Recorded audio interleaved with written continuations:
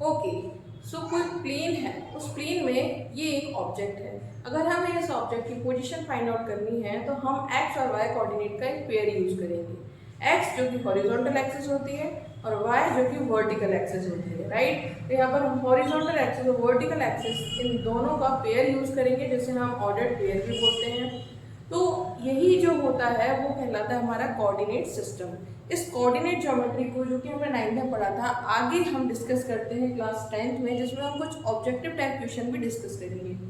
These are the points we are going to discuss in this chapter, जिसमें हम basics, distance formula, section formula, mid point formula और area of triangle की बात करेंगे।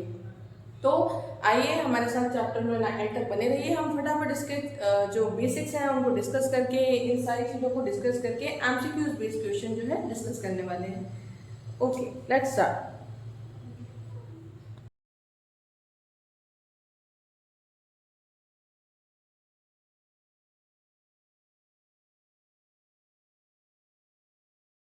Okay, सबसे पहले हम स्टार्ट करते हैं बेसिक से। तो यहाँ पर हमने देखा कि मान लीजिए ये कोई ऑब्जेक्ट है। इस ऑब्जेक्ट की पोजीशन कार्टेशियन प्लेन पर हम जनरली एक्स एक्सिस और वाई एक्सिस, इन दोनों एक्सिस की मदद से देखते हैं।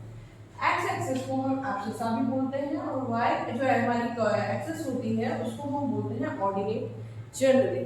तो यहाँ पर एब्सिसा और ऑर्डिनेट्स को अगर मैं देखूँ तो ये एक ऑर्डर्ड पेयर है, यानी कि एक्स और वाई, हमेशा इसको इसी फॉर्म में लिखा जाता है। तो ये जो ऑर्डर्ड पेयर होता है एक्स और वाई कोऑर्डिनेट्स का, यही हमें पोजीशन बताता है ऑब्जेक्ट की। ओके, तो किसी भी ऑब्जेक्ट की पोजीशन वो किस पोजीशन पर है ये हम इसकी हेल्प से देखते हैं, राइट। अब हमें डिस्कस करना है, ये तो हो गई एक बेसिक सी बात, यानी कि अगर मैं बोलूँ कि x और y एक ऑर्डर्ड पेयर है और वो ऑब्जेक्ट की पोजीशन बता रहा है कार्टेशियन प्लेन में, so it is not wrong. अब हम देखते हैं डिस्टेंस फॉर्मूला। मान लीजिए कि ये जो है वो 4 क्वाड्रेंट है, इसमें this is a point number 1 and this is point number 2। ये दो पॉइंट्स हैं, इन दोनों पॉइंट्स के कोऑर्डिनेट्स भी होंगे। जाहिर सी बात है कि इसकी x एक्सिस से भी कुछ डिस्टेंस होगी और y एक्सिस से भी कुछ डिस्टेंस होगी। तो मान लीजिए कि मैं इस पॉइंट को x1 और y1 नाम दे दूं और दूसरे पॉइंट को x2 और y2 नाम दे दूं। तो अगर मुझे डिस्टेंस फाइंड आउट करना है इन दोनों के बीच का, so the basic formula to find out the distance is what? It is under root in bracket x2 minus x1 का होल स्क्वायर। किसी के भी दो पॉइंट्स के बीच में अगर हमें डिस्टेंस फाइंड आउट करना है तो बेसिक से चीज है, हम जब फाइनल डेस्टिनेशन पर होते हैं तो फाइनल में से इनिशियल को सब्ट्रैक्ट कर देते हैं। बहुत बेसिक मैथ्स है ये। तो यहाँ पर under root x2 minus x1 का स्क्वायर, वहीं पर हमें दूसरा जो कोऑर्डिनेट है उसको भी देखना पड़ेगा, उस डिस्टेंस को भी देखना पड़ेगा, क्योंकि हमारी हॉरिजॉन्टल डिस्टेंस और वर्टिकल डिस्टेंस दोनों यहाँ पर मैटर करती है, क्योंकि दोनों कॉन्स्टिट्यूट कर रहे हैं उसकी पोजिशन।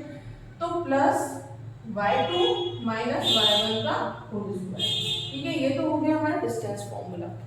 लेकिन अगर मान लीजिए कि यहाँ पर इस पॉइंट की जगह अगर मुझे इस पॉइंट की डिस्टेंस ओरिजिन से फाइंड आउट करनी, ओरिजिन से, तो इस केस में जो अनदर पॉइंट होंगे, जो पॉइंट है वो यहाँ पर ये एक्स और वाई के हो जाएंगे 0 0। वी नो कि जो ओरिजिन होता है उसके कोऑर्डिनेट 0 0 होते हैं। तो इस केस में फॉर्मूला बहुत सिंपल हो जाएगा। जब हमें डिस्टेंस जो है वो ओरिजिन से फाइंड आउट करनी होगी तो वो हो जाएगा X square plus Y square. It is really very simple. तो यहाँ पर सिंपल क्या हो गया? Under root X square plus Y square. Okay, it is simple, right. This is distance formula, these are the two conditions for distance formula. यहाँ पर हमने देखा कि अगर दो डिफरेंट पॉइंट्स हैं तो x2 minus x1 and y2 minus y1, because we are having 2 point coordinates. वहीं पर अगर हमें ऑरिजिन से फाइंड आउट करना है डिस्टेंस, तो we are having 0 as 1 point coordinate. तो इस कारण से एक जो होता है हमारा पॉइंट वो 0 हो जाता है। सॉरी, यहाँ पर हम बात करेंगे इनिशियल की, तो वो 0 हो गया। तो हमारा X square plus Y square, simple हम एक्स वाई ले सकते हैं क्योंकि हमें दो अलग अलग पॉइंट्स को डिनोट यहाँ नहीं करना है। तो under root X square plus Y square, right. Now let's come to the section formula. So let's discuss the section formula. अब मान लीजिए कि कोई जो है यहाँ पर सेम क्वाड्रेंट पर हम बात करते हैं। अब एक डिफरेंट कंडीशन क्या फॉर्म हो रही है? What's the different condition forming here is, तो वो देखते हैं हम। अभी हमने देखा कि एक पॉइंट से दूसरे पॉइंट तक जा रहे थे, तो what is the distance formula, right. So अब हम देखते हैं सेक्शन फॉर्मूला में क्या होने वाला है। मान लीजिए कि लाइन है और इसमें कोई दो पॉइंट्स हैं, तो हमने लिखा है यहाँ पर this is x1, y1 and this is x2, y2, right. So ये हमने पॉइंट्स लिखे। अब मान लीजिए कोई एक और पॉइंट है जिसको मैंने नाम दिया यहाँ पर P। वो पॉइंट जो है x और y पॉइंट है, और ये पॉइंट जो है वो इन दोनों पॉइंट्स को बीच में सेक्शन में डिवाइड कर रहा है, अलग अलग रेशियोज में डिवाइड कर रहा है। तो इसके कोऑर्डिनेट्स क्या होंगे, ये सेक्शन में डिवाइड कर रहा है, इसके कोऑर्डिनेट्स क्या होंगे। मान लीजिए मैं ये जो रेशियोज है, ये जो सेक्शन है, मैं से एक सेक्शन को m1 मान लूँ और दूसरे सेक्शन को m2 मान लूँ, तो क्या फॉर्मूला है जो यहाँ पर अप्लाई हम करने वाले हैं। Let's have a look on it. इस जगह पर जब हम फॉर्मूला अप्लाई करेंगे in order to find the coordinates of P, हमें कौन से कोऑर्डिनेट्स फाइंड आउट करने हैं। यहाँ पर हमें कोऑर्डिनेट्स फाइंड आउट करने हैं P के। तो इस केस में हम यहाँ पर लेंगे m1x2 plus m2 x1 upon m1 plus m2। तो यहाँ पर m1 और m2 जो रेशियोज हैं उनको हम क्या करेंगे, आपस में ऐड कर देंगे। वहीं पर सेम जो सेकंड कोऑर्डिनेट है वो y के लिए अप्लाई होगा। वो किस तरीके से अप्लाई होगा, m1 y2 plus m2 y1 upon m1 plus m2। So these are the two coordinates, single pair of coordinate for this point x and y। तो ये जो रेशियो में डिवाइड हो रहा है, इस p पॉइंट के कोऑर्डिनेट्स जो होंगे वो ये होंगे। यानी कि हमने इस रेशियो को इन्वॉल्व करके ऐसे इन पॉइंट्स को यहाँ पर देखा कि कैसे रेशियो से ये हमारे निकल रहे हैं। तो m1 और m2 हमें जनरली क्वेश्चंस में दिए हुए होते हैं, हम इनके क्वेश्चंस भी डिस्कस करेंगे। बट अदरवाइज हम अगर हमें नहीं दिया है तो हम देखते हैं, फाइंड आउट करते हैं, कुछ मान लेते हैं, जैसे कि हम और क्वेश्चंस में करते हैं x एंड y। तो ये m1 और m2 जो है यहाँ पर वो रेशियो है। एज अगर मान लीजिए अनदर कंडीशन, दूसरी कंडीशन क्या होगी, तो अगर मैं देखूं कि ये जो रेशियो है ये इक्वल है, यानी कि मिड पॉइंट है। क्या है ये, एकदम सेंटर से लाइन सेगमेंट ब्रेक हो रही है, रेशियो जो है इक्वल है, 1:1 है। मतलब जितना हिस्सा यहाँ पर है उतना ही हिस्सा यहाँ पर है। ऐसा नहीं है कि 2:3 है, 4:5 है, या ऐसा कुछ भी नहीं है। इक्वल रेशियो है 1:1। तो इस केस में जो m1 होगा वो भी 1 हो जाएगा और m2 जो होगा वो भी 1 हो जाएगा। तो इस केस में ये 1 है and this is also 1, this is 1 and this is also 1। तो ये सब कुछ क्या हुआ, 1।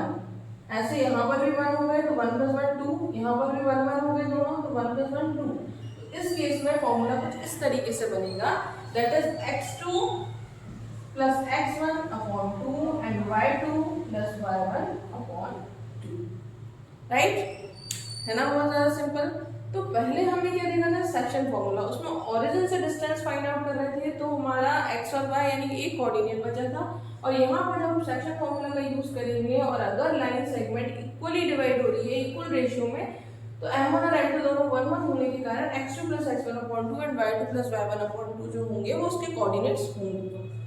ठीक है, and you can also right it x1 plus x2 upon 2, y1 plus y2 upon 2, it depends on you, इससे कोई फर्क नहीं पड़ता है, राइट। नाउ नेक्स्ट है हमारा मिड पॉइंट फॉर्मूला, जो कि हम इसी को बोलते हैं, राइट। अगर मैं आपसे बोलूं कि यहाँ पर सेक्शन फॉर्मूला जो है, अगर वो लाइन को इक्वल पार्ट्स में डिवाइड कर रहा है कोई पॉइंट, तो वो हमारा हो जाएगा अब यहाँ पे मिड पॉइंट फॉर्मूला। यानी कि कोई भी लाइन अगर मिड में से डिवाइड हो रही है इक्वल रेशियोज में, तो इस तरीके का फॉर्मूला आप उसमें अप्लाई कर सकते हैं। तो इसी को हम बोलते हैं mid point formula. Now next is area of triangle. अब यहाँ पर एरिया ऑफ ट्राइंगल की अगर मैं बात करूँ तो देखिए, नाउ ये हमारा बेसिक हमने डिस्कस किया, distance formula, section formula, mid point formula. Over now area of triangle. Let's start with area of triangle.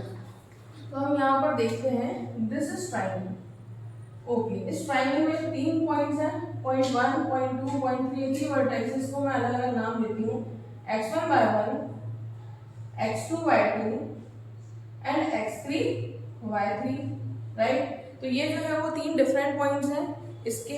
अब यहाँ पर अगर मुझे area of triangle find out करना है by using this formula, if I have to find out the area of triangle, by using the coordinate geometry, तो मैं किस तरीके से करूँगी। सो यहाँ पर स्टार्ट करती हूँ मैं, सबसे पहले लेती हूँ point number 1 that is x1। मैंने यहाँ पे लिया x1। Okay, now I am writing it here so it will be more clear. तो यहाँ पर मैंने लिया पॉइंट x1, राइट। तो ये x1 लिया है, जब मैं x1 लूंगी तो मोर ओवर यहाँ पर मैं y1 को स्किप करके I am taking y2 and y3। अगर मैंने x1 लिया है तो आई एम स्किपिंग y1, मैं उसका पेयर स्किप कर रही हूँ, क्योंकि x1 लिया है मैंने उसका पेयर स्किप कर रही हूँ, I am taking y2 and y3। सो ये हो जाएगा y2 minus y3 plus now x second में ले रही हूँ यहाँ पर x2। तो जब मैं यहाँ पर x2 लूंगी तो x2 लेने के लिए मैं y2 को स्किप करूंगी and I will take y3 and y1। I will take y3 and y1. So in this case I am taking y3 minus y1 and at third I am taking x3। तो जब मैं यहाँ पर x3 ले रही हूँ तो x3 के साथ मैं y3 को यहाँ पर स्किप करूंगी and I will take y1 and y2। तो यहाँ पर हो जाएगा y1 माइनस y2। ओके, अब क्योंकि यहाँ पर मैंने y1 माइनस y2 क्यों लिखा है, y2 माइनस y1 क्यों नहीं लिखा है, क्योंकि now I am at last. अगर मैं इसको इस तरीके से लिखूं तो मैं कहाँ पर हूँ, एट लास्ट। तो लास्ट से I will start again from the first, यहाँ से स्टार्ट करूंगी। अभी जब मैं यहाँ थी then I will start from here, right hand side. हम जनरली राइट हैंड साइड से स्टार्ट करते हैं, x3 के बाद कुछ भी नहीं है, so I will start from here. तो ये हमारा हो गया y1 माइनस y2। तो इस तरीके से ये फॉर्मूला हम अप्लाई करेंगे in order to find the area of triangle. तो इस तरीके से हम एरिया ऑफ ट्राइंगल जो है वो यहाँ पर फाइंड आउट कर लेंगे। अगर मान लीजिए ये जो 3 पॉइंट्स जो अभी इस तरीके से दिए हुए हैं, अगर ये कोलिनियर हो तो, अगर ये पॉइंट्स कोलिनियर हो तो यानी कि ये तीनों पॉइंट्स एक ही लाइन में लाई कर रहे हैं। अगर ये तीनों पॉइंट्स एक ही लाइन में लाई कर रहे हैं तो इस कंडीशन में, अगर ये तीनों पॉइंट्स एक ही लाइन में लाई कर रहे हैं तो इस कंडीशन में ट्राइंगल फॉर्म होना इज क्वाइट इम्पॉसिबल। तो इस कंडीशन में क्योंकि ट्राइंगल फॉर्म होना क्वाइट इम्पॉसिबल है, ये तीनों पॉइंट्स अगर एक ही लाइन में लाई कर रहे हैं, तो in this condition what you will do, इस कंडीशन में जो होगा वो क्या होगा, इस कंडीशन में आपका ट्राइंगल का एरिया होगा 0। Area of triangle will be 0 here. So you can say that triangle का area is equals to 0, right? Okay. So what if we have to find out the centroid of triangle? So in order to find out the centroid of triangle, the formula is very simple: x1 plus x2 plus x3 divided by 3 and y1 plus y2 plus y3 divided by 3 whole 3. So this is the coordinates of the centroid of triangle. ये centroid of triangle के coordinates होंगे, right? So है ना बहुत ज़्यादा आसान कि पूरा complete basic था इस चैप्टर का पूरा सार है इस चैप्टर का, कंक्लूजन है इस चैप्टर का। Now you have to solve questions। तो हम different questions देखते हैं कि MCQs में किस तरीके के, actually MCQs में किस तरीके के questions जो हैं वो इसमें फॉर्म हो सकते हैं। We will see that. So please continue to watch the video in order to solve the questions related to MCQs.